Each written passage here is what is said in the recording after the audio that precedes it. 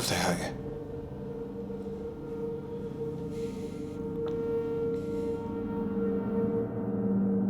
The group that are holding Adam and Joe are professional torturers. They will extract information, probably for Al-Qaeda's British affiliates. Then they'll either kill them or trade them on. Quite apart from the consequences for our friends and colleagues, this will be catastrophic for all our operations. Well, Hogan must know where they're being held. He must want to do a deal. Yes, he's already proposed a deal. Well then. The Americans won't allow it. Why? Because we've got their assassin. Yes. And if we give Rodriguez to the Americans? We have a deal. But then we'll have defied the Venezuelans, so we can kiss goodbye to their intelligence about the school attack, which could happen at any minute. What if the school attack's a false alarm? If the Venezuelan intelligence is wrong? Or it's not. We get our officers back and there's a Bedlam-type siege which ends in scores of dead children. Who was it who said that thing about God not playing dice with the universe? Einstein. He was wrong. I don't know what to do this time. One of you decide. Toss a coin. I don't know. Whichever way. Somebody's being sentenced to death.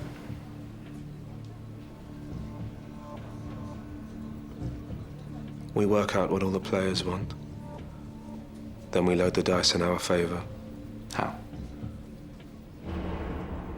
You're right that somebody has to die. We must make it somebody we don't care about.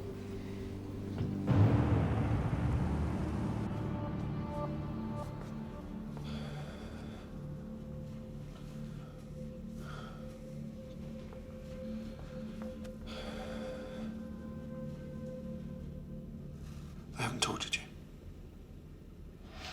No.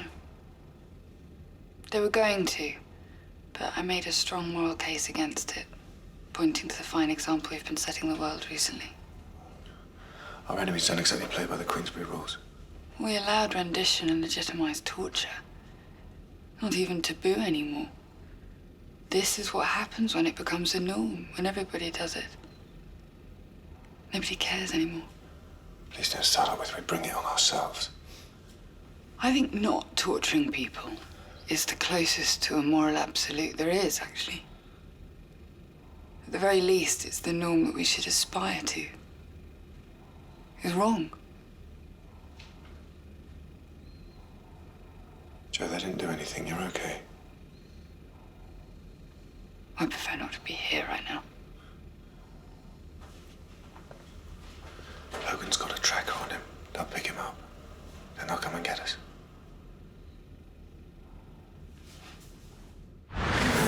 Well, Bob, how pleasant it is to finally make the acquaintance of the real you. Yeah, the real me. The problem here appears to be Rodriguez. Give the CIA back their assassin, and they'll let me tell you everything you need to know. We won't, of course, accept that. I couldn't do that even if I wanted to. None of you can have him. Rodriguez is dead. He died this morning from head injuries sustained in his struggle with my officer. We'll return the body as soon as we've completed our own autopsy. Then we got no deal. See you around, Harry. Wait.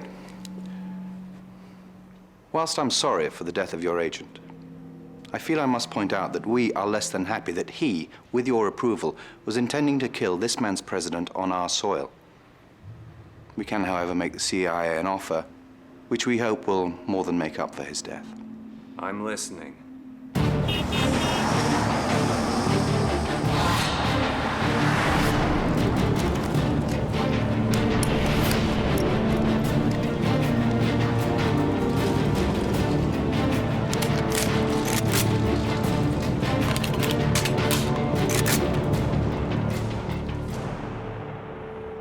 Remember when we first met? I was a postman. No, a gas man. You were just a kid. I had poise and gravitas.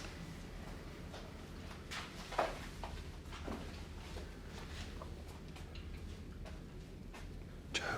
I had promise, though. You saw that, right?